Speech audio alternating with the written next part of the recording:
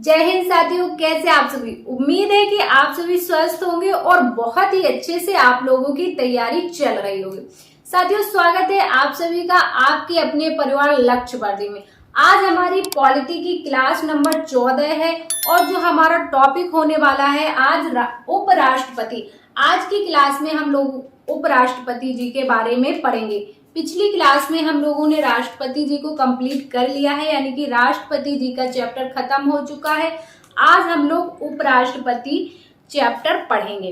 तो साथियों, उपराष्ट्रपति, अब आपका सबसे पहला जो क्वेश्चन यहाँ से बनता है, उपराष्ट्रपति चैप्टर से जो सबसे पहला आपका क्वेश्चन बनेगा, आपसे पूछ लेगा कि उपराष्ट्रपति का पद किस देश के संविधान से लिया गया है।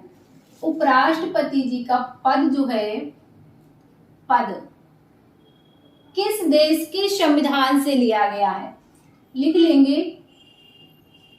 किस देश के संविधान है, के संविधान। तो आप बता देंगे कि किस देश के संविधान से लिया गया है, बता दीजिए फिर जल्दी से बता दीजिए। उपराष्ट्रपति जी का पद किस देश के संविधान से लिया गया है, तो आप बता देंगे कहां से, अमेरिका से। किस देश के संविधान से, अमेरिका के संविधान से उपराष्ट्रपति जी का पद लिया गया है। क्लियर। अब उपराष्ट्रपति, भारत में एक उपराष्ट्रपति होगा। उपराष्ट्रपति जी के पद का प्रावधान किस अनुच्छेद में है। अगर आपसे अनुच्छेद पूछ लिया जाए कि कौन सा अनुच्छेद में उपराष्ट्रपति जी का पद है, तो आप बता देंगे, जल्दी से बता दीजिए कौन सा अनुच्छेद हो जाएगा आपका। अनुच्छेद हो जाएगा आपका 63 में बताया गया है। 63 में लिखा है कि भारत में एक उपराष्ट्रपति होगा। क्या, भारत में एक उपराष्ट्रपति है ना, यानी कि उपराष्ट्रपति जी के पद का प्रावधान किस आर्टिकल में देखने को मिलेगा, तो आप बता देंगे कि उपराष्ट्रपति पद का प्रावधान जो है 63 आर्टिकल में है। क्लियर। दो बातें आपको क्लियर हुई। किस देश के संविधान से पद लिया गया है, तो अमेरिका के संविधान से लिया गया है। और किस अनुच्छेद में है वर्णन, तो आपके 63 अनुच्छेद में वर्णन है। क्लियर। अब जो आपके उपराष्ट्रपति होते हैं, ये राज्यसभा के पदेन सभापति होते हैं। आपने पढ़ा होगा कि जो उपराष्ट्रपति होंगे वो राज्यसभा के पदेन सभापति होंगे। अब ये बात किस अनुच्छेद में लिखी है, तो जल्दी से बता दीजिए आप। किस अनुच्छेद में लिखा हुआ है कि उपराष्ट्रपति राज्यसभा के पदेन सभापति होंगे।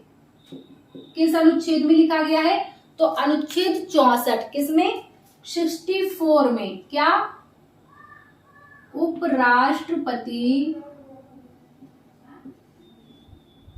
उपराष्ट्रपति जो होंगे राज्यसभा के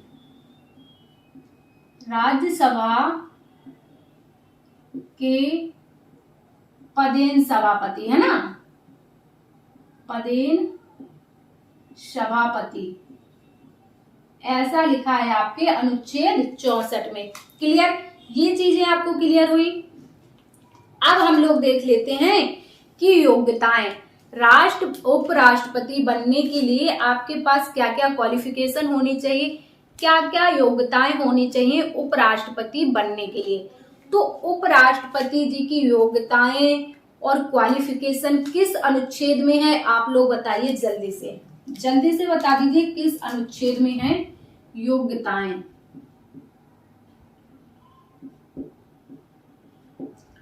तो ये हो जाएगा आपका अनुच्छेद 66। कौन सा, अनुच्छेद 66 का खंड 3। अनुच्छेद 66 खंड 3 में लिखा है कि आपका जो भी व्यक्ति उपराष्ट्रपति बनना चाहेगा उसके पास क्या क्या योग्यता होनी चाहिए, उनकी योग्यताओं के बारे में दिया है अनुच्छेद 66 के खंड 3 में। अब देखो क्या क्या योग्यता होनी चाहिए। तो सबसे पहला क्या है, एक तो वो व्यक्ति भारत का नागरिक हो। क्या? भारत का नागरिक होना चाहिए। ठीक, भारत का नागरिक होना चाहिए। सेकेंड पॉइंट है आपका कि 35 वर्ष की आयु पूरी कर चुका हो। क्या? सेकेंड क्या है, 35 वर्ष की आयु पूरी कर चुका हो।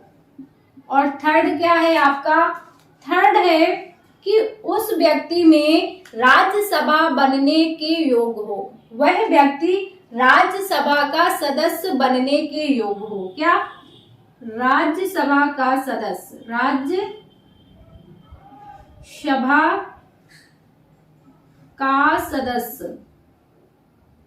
राज्यसभा का सदस्य बनने की योग्यता रखता हो, है, बनने के योग्य हो। क्लियर? ये 3 पॉइंट हो गए। इसके अलावा और क्या योग्यता होनी चाहिए? ये तो हो गई आपकी योग्यता, है ना।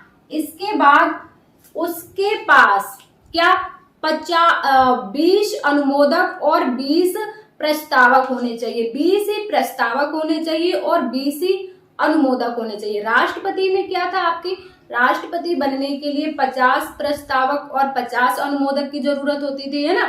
लेकिन उपराष्ट्रपति पद के लिए आपको कितने, 20 प्रस्तावक होने चाहिए। 20 प्रस्तावक होना चाहिए, है ना, होना चाहिए। और 20 ही आपका सेकेंड, 20 ही आपका 20 अनुमोदक,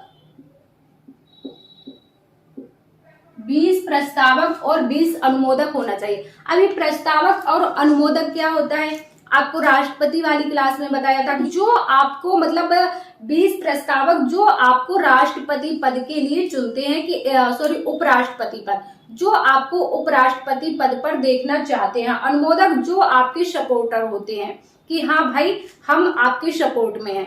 क्लियर? तो 20 प्रस्तावक होने चाहिए, 20 अनुमोदक होने चाहिए। इसके बाद क्या कोई जमानत राशि भी जमा होती है उपराष्ट्रपति के चुनाव में? तो बिल्कुल, उपराष्ट्रपति पद के चुनाव में भी आपके 15,000 रुपए जमानत राशि के रूप में जमा होता है। कितना?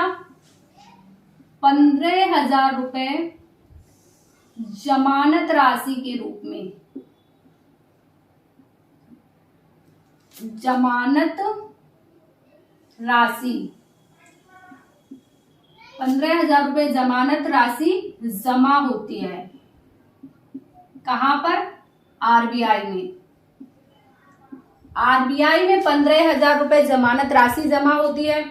और ये जमानत राशि जब्त भी हो जाती है। कब जब्त हो जाती है? जब आपको एक निश्चित कोटे में वोट नहीं मिलता है। यानी कि आपको निश्चित कोटे में वोट लाना अनिवार्य है, नहीं तो आपकी जमानत राशि जब्त हो जाएगी। और वो निश्चित कोटा कितना रहेगा आपका? निश्चित जो कोटा होता है, अगर आपको वैध मतों का, कुल मतों का, यानी कि वैध मतों का 1/6, कितना? 1/6 भाग प्राप्त नहीं होता है, भाग प्राप्त नहीं होता है, तो जमानत राशि जो है, जमानत राशि जब्त हो जाती। क्लियर? जब्त हो जाती है। यहां तक बातें आपको क्लियर हुई कि उपराष्ट्रपति बनने के लिए क्या क्या योग्यता होनी चाहिए। पहला, भारत का नागरिक होना चाहिए। दूसरा, आपका 35 वर्ष की आयु पूरी कर चुका हो। तीसरा, राज्यसभा का सदस्य बनने के योग्य हो। ये तो आपके पास योग्यता होनी चाहिए। इसके बाद आपके पास 50 प्रस्तावक और 50 अनुमोदक होने चाहिए। है ना। और जो उपराष्ट्रपति पद के लिए जमानत राशि होती है 15,000 रुपए जमा होते हैं। और अगर आप 1/6 भाग भी आपको वैध मतों का प्राप्त नहीं होता है तो जमानत राशि जब्त हो जाती है। क्लियर, यहां तक चीजें आपको क्लियर हुई? इतनी सारी चीजें क्लियर हुई तो इसको आप नोट कर लीजिए। फिर आगे हम लोग पढ़ेंगे राष्ट्रपति का निर्वाचन। अब आ जाइए हम लोग उपराष्ट्रपति का निर्वाचन देखते हैं कि उपराष्ट्रपति जी के निर्वाचन में कौन कौन सदस्य भाग लेते हैं, संसद की कौन कौन से सदस्य भाग लेते हैं। तो सबसे पहले आप ये जान लीजिए कि उपराष्ट्रपति जी के निर्वाचन का वर्णन किस अनुच्छेद में है। तो ये अनुच्छेद हो जाएगा आपका, कौन सा अनुच्छेद हो जाएगा? अनुच्छेद यहाँ पर हो जाएगा आपका 66 का खंड 1, 66(1) में। क्लियर। अब इसमें बताया गया है कि उपराष्ट्रपति के निर्वाचन में भाग कौन कौन लेगा। तो इनके निर्वाचन में संसद के सभी सदस्य, कौन? संसद के सभी सदस्य,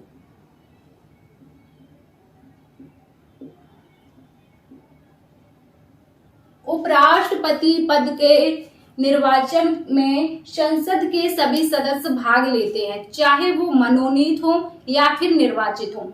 लोकसभा और राज्यसभा, लोकसभा और राज्यसभा सभी सदस्य भाग लेते हैं। संसद के सभी सदस्य भाग लेते हैं, लोकसभा के और राज्यसभा के। फिर चाहे वो निर्वाचित हो या फिर लिख लेंगे आप निर्वाचित प्लस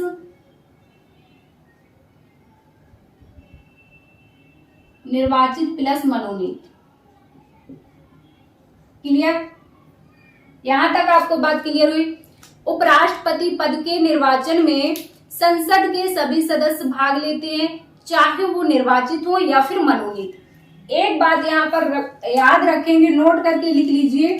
क्या नोट बना के लिख लेंगे आप लोग? जो आपके विधानसभा के सदस्य होते हैं, विधानसभा के सदस्य उपराष्ट्रपति के निर्वाचन में भाग नहीं लेते हैं।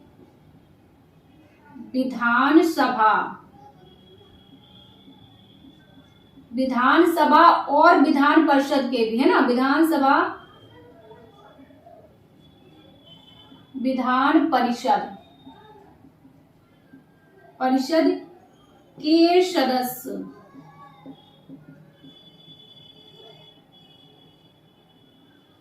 उपराष्ट्रपति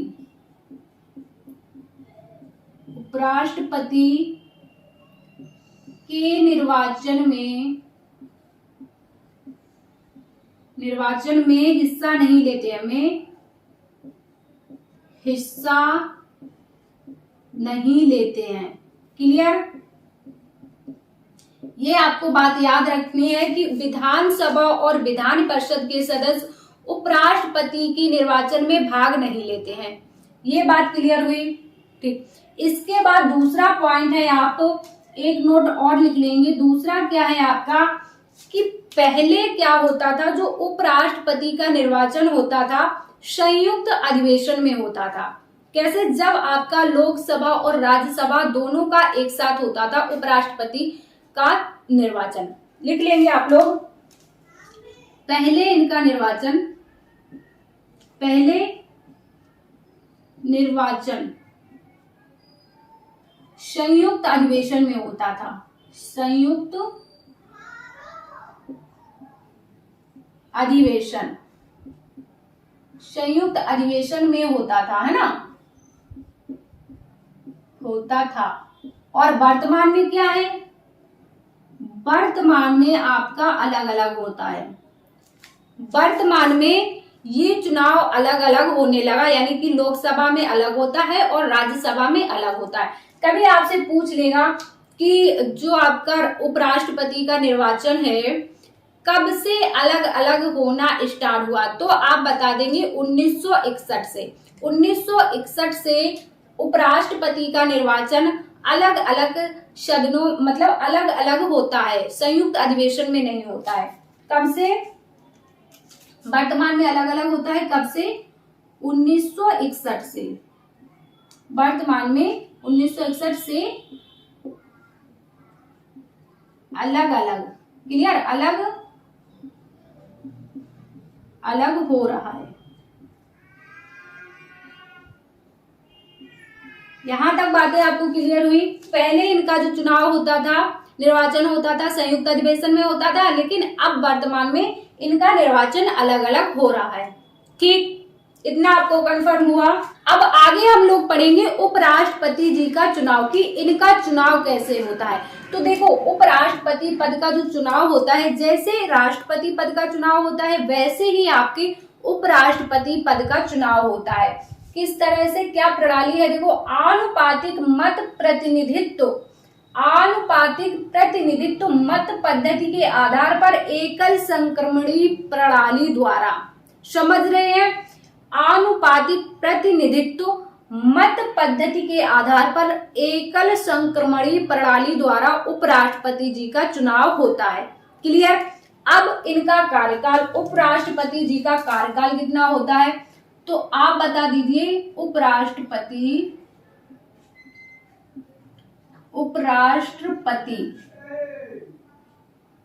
का कार्यकाल बता देंगे फटाफट, कितना होता है कार्यकाल। तो सबसे पहले ये जान लीजिए कि इनके कार्यकाल का वर्णन किस अनुच्छेद में है। तो अनुच्छेद हो जाएगा आपका 67, अनुच्छेद हो जाएगा आपका 67, जिसमें ये लिखा है कि उपराष्ट्रपति जी का कार्यकाल जो है 5 वर्ष का है। कितना? कार्यकाल जो है 5 वर्ष तक अपने पद पर बने रहेंगे, अपने पद पर बने रहेंगे। क्लियर? उपराष्ट्रपति पद का जो कार्यकाल होता है कितना होता है? 5 वर्ष तक। क्या 5 वर्ष के बाद भी ये अपने पद पर रह सकते हैं? आपके दिमाग में क्वेश्चन ये आएगा, क्या 5 साल कंप्लीट होने के बाद भी ये अपने पद पर रह सकते हैं? तो बिल्कुल रह सकते हैं। जब तक कोई नया राष्ट्रपति उपराष्ट्रपति नहीं आ जाते, जब तक नए उपराष्ट्रपति चुनाव जीतकर नहीं आ जाते, तब तक जो पुराने वाले उपराष्ट्रपति हैं वो कार्यकाल पर बने रहेंगे। क्लियर? इसके बाद बात ये आती है कि क्या ये 5 वर्ष तक इनको रहना ही रहना है? अगर ये अपने पद से हटना चाहें तो क्या हट सकते हैं? 5 साल से पहले अगर ये इस्तीफा देना चाहें तो दे सकते हैं, बिल्कुल दे सकते हैं। यदि ये 5 साल से पहले, क्या 5 साल से पहले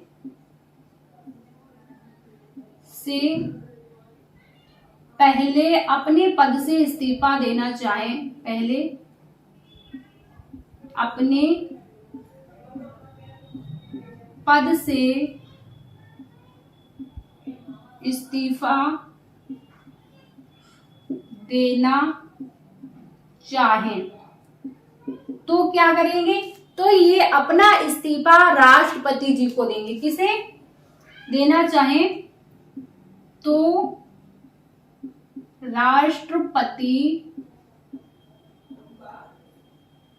को इस्तीफा दे सकते हैं।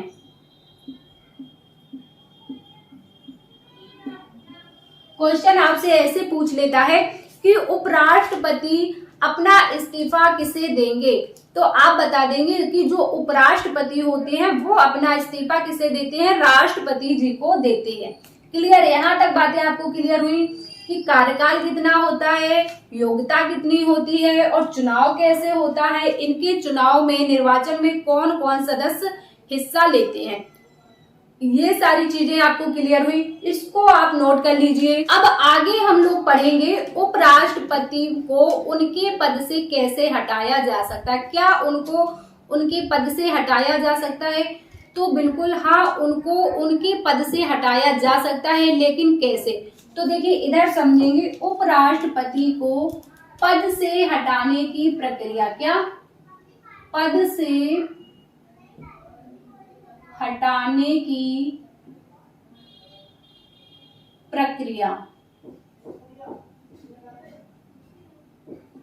तो इन्हें इनके पद से कैसे हटाया जाता है? सबसे पहले जो प्रस्ताव आएगा राज्यसभा में आएगा, राज्यसभा में आने के बाद लोकसभा में जाएगा। जब प्रस्ताव पास हो जाएगा तो उन्हें उनके पद से हटा दिया जाएगा।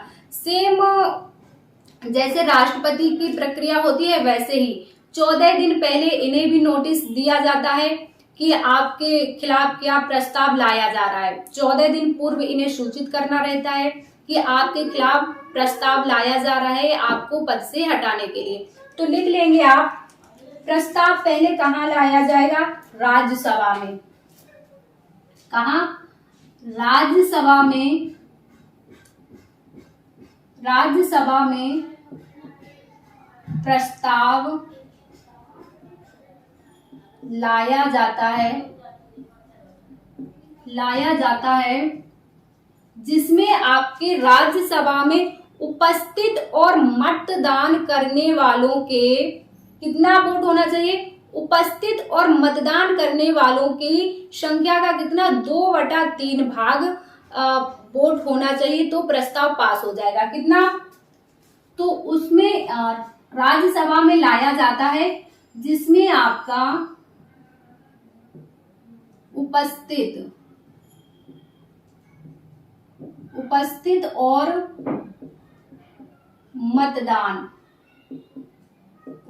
और मतदान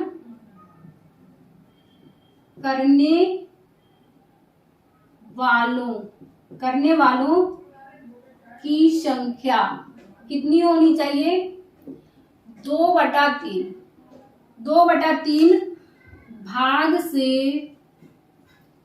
भाग से प्रस्ताव पास हो जाता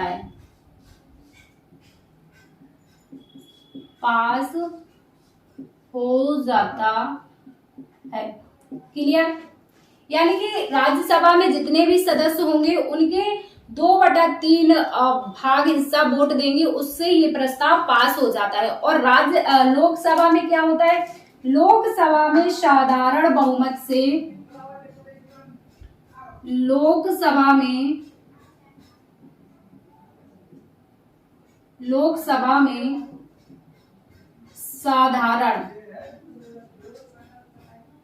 साधारण बहुमत से प्रस्ताव पास हो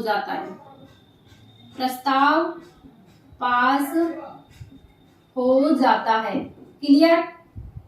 यहां तक आपको बात क्लियर हुई? लोकसभा में साधारण बहुमत से पास हो जाएगा और राज्यसभा में यानी कि 2/3 वोट होना जरूरी है। क्लियर? इसके बाद अगला पॉइंट क्या है? उपराष्ट्रपति जी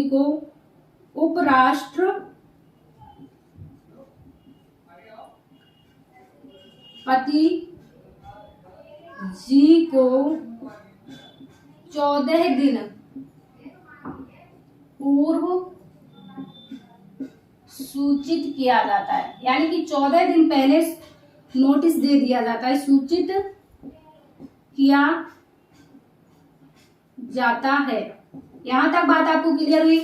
इनके खिलाफ प्रस्ताव लाने के लिए 14 दिन पूर्व इन्हें नोटिस देना जरूरी रहता है। क्लियर? अब अगला पॉइंट आपका ये बनेगा कि उपराष्ट्रपति पद पर रहने वाले यानी कि 2 बार उपराष्ट्रपति बनने वाले व्यक्तियों कौन कौन व्यक्ति हैं, है ना? कि 2 बार उपराष्ट्रपति बनने वाले कौन कौन व्यक्ति हैं। तो आप लिख लेंगे नोट करके, 2 बार उपराष्ट्रपति, है ना?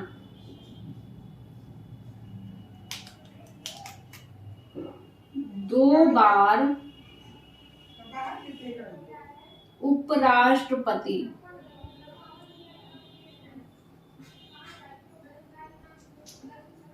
पद पर रहने वाले व्यक्ति लिख लेंगे। नंबर 1 पे तो है आपके कौन से? एस राधाकृष्णन। दिख तो रहा है ना आपको? दिख रहा है ना? और नंबर 2 पर हैं आपके मोहम्मद हामिद अंसारी। कौन? मोहम्मद हामिद अंसारी। ये 2 व्यक्ति ऐसे हैं जो 2 बार उपराष्ट्रपति पद पर रह चुके हैं। क्लियर? यहाँ तक चीजें आपको क्लियर हुई। आगे हम लोग पढ़ेंगे उपराष्ट्रपति जी की शपथ। क्या? उपराष्ट्रपति की शपथ के बारे में कि शपथ का उल्लेख किस आर्टिकल में है। उपराष्ट्रपति की शपथ, तो शपथ का उल्लेख किस आर्टिकल में है, जल्दी से आप लोग बता देंगे। आर्टिकल है आपका, अनुच्छेद है आपका 69 में लिखा हुआ है क्या कि इन्हें शपथ कौन दिलाएगा। शपथ का प्रावधान है 69 में। तो आप सभी को पता है शपथ कौन दिलाता है उपराष्ट्रपति जी को? राष्ट्रपति। कौन दिलाते हैं? राष्ट्रपति उपराष्ट्रपति जी को उनके पद की शपथ दिलाते हैं। राष्ट्रपति शपथ दिलाते हैं। क्लियर? आगे है आपका इनका वेतन। क्या? उपराष्ट्रपति का वेतन कितना है? तो बता दो फिर कितना वेतन है उपराष्ट्रपति जी का वेतन। और राष्ट्रपति का वेतन हमने आपको नहीं बताया था, तो इस क्लास में आप लिख लेंगे राष्ट्रपति का वेतन जो होता है 5 लाख रुपए होता है। अब उपराष्ट्रपति जी का वेतन बता दो कितना होता है। तो देखो एक बात ध्यान रख लो कि जो उपराष्ट्रपति जी हैं इनका वेतन कुछ नहीं है। कुछ नहीं का मतलब क्या कि इनको जो वेतन मिलता है ये उपराष्ट्रपति पद का नहीं मिलता है, बल्कि इनको जो वेतन मिलता है ये राज्यसभा के पदेन सभापति के रूप में जो कार्य करते हैं इनको उस पद का वेतन मिलता है। किस पद का? राज्यसभा के पदेन सभापति पद पर जो कार्य करते हैं उसका वेतन मिलता है। समझ रहे हैं बात? उपराष्ट्रपति पद का वेतन नहीं है ये, इनका राज्यसभा का पदेन सभापति का के पद का वेतन है। क्लियर? कितना? तो इन्हें जो वेतन दिया जाता है राज्यसभा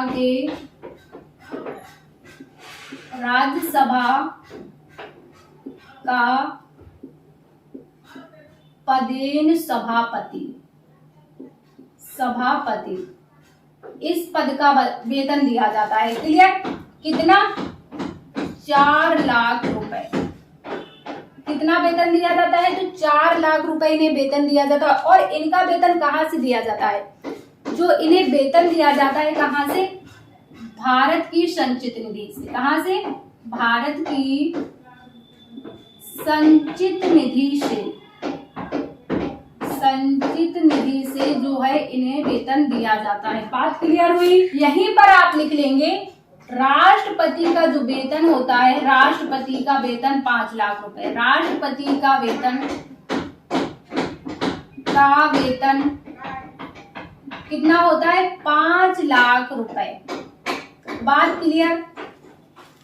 अगला है आपको राष्ट्रपति चैप्टर में पढ़ाया था कि अनुच्छेद 65। अनुच्छेद 65 में क्या है? देखो अनुच्छेद जो आपका 65 है इसमें बताया गया है कि जब राष्ट्रपति का पद खाली होगा तो उस टाइम पे जो आपके उपराष्ट्रपति होंगे कार्यवाहक राष्ट्रपति के रूप में कार्य करेंगे। तो इस पॉइंट को आप लिख लेंगे। राष्ट्रपति पद जब खाली होगा, राष्ट्रपति का पद जब खाली होगा तो उपराष्ट्रपति क्या करेंगे? कार्यवाहक राष्ट्रपति, है ना, कार्यवाहक राष्ट्रपति के रूप में कार्य करेंगे। राष्ट्रपति के रूप में कार्य करेंगे। क्लियर? और जो उस टाइम पे इनको वेतन और भत्ते होंगे, जब ये राष्ट्रपति के रूप में काम करेंगे तो जो राष्ट्रपति की सैलरी होती है, राष्ट्रपति के जो वेतन होते हैं, जो सुविधाएं राष्ट्रपति जी की होती है, वही सारे वेतन भत्ते सुविधाएं उपराष्ट्रपति जी को दी जाती हैं जब ये राष्ट्रपति के कार्यवाहक के रूप में कार्य करते हैं। क्लियर? और आप लास्ट पॉइंट लिख लेंगे अनुच्छेद 71। अनुच्छेद 71 में आपको बताया गया है, अनुच्छेद 71 में दिया गया है कि यदि राष्ट्रपति और उपराष्ट्रपति के चुनाव के संबंध में कोई विवाद होता है तो उसे कौन सुलझाएगा? उसे सुलझाएगा आपका सुप्रीम कोर्ट। क्या है अनुच्छेद 71 में? राष्ट्रपति और उपराष्ट्रपति के चुनाव से संबंधित विवाद, राष्ट्रपति और उपराष्ट्रपति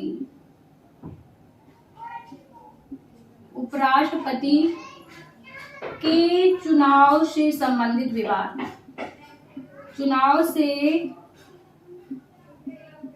संबंधित विवाद कौन सुलझाएगा? आपका सुप्रीम कोर्ट। विवाद ठीक कौन सुलझाएगा? सुप्रीम कोर्ट लिख लेंगे, सुप्रीम कोर्ट सुलझाएगा। क्लियर? यहां तक आपको चीजें क्लियर हो गई? तो ये था आपका उपराष्ट्रपति का चैप्टर। सारी चीजें क्लियर हुई गई कि शपथ कौन दिलाता है, इनका वेतन कितना होता है और इनकी योग्यता क्या होनी चाहिए, इनके निर्वाचन में कौन कौन सदस्य भाग लेते हैं, ये सारी चीजें आपको क्लियर हुई। उम्मीद है साथियों ये चैप्टर आपको अच्छे से समझ में आ गया होगा और आपके सारे क्वेश्चंस आप जब इस चैप्टर को ले लीजिए तो इसके बाद उपराष्ट्रपति के क्वेश्चंस भी कीजिए ऑब्जेक्टिव टाइप के। फिर अगर आपसे कोई क्वेश्चंस नहीं बनता है तो आप कमेंट करके जरूर बताइएगा। साथियों क्लास आपको कैसी लगी है कमेंट्स में जरूर बताइएगा। यदि क्लास आपको पसंद आई हो तो क्लास को ज्यादा से ज्यादा लाइक और शेयर कीजिएगा। चैनल पर नए हैं तो चैनल को सब्सक्राइब कर लीजिएगा। हम मिलेंगे आपसे नेक्स्ट क्लास में। जब तक के लिए स्वस्थ रहिए और अपनी तैयारी करते रहिए। जय हिंद साथियों।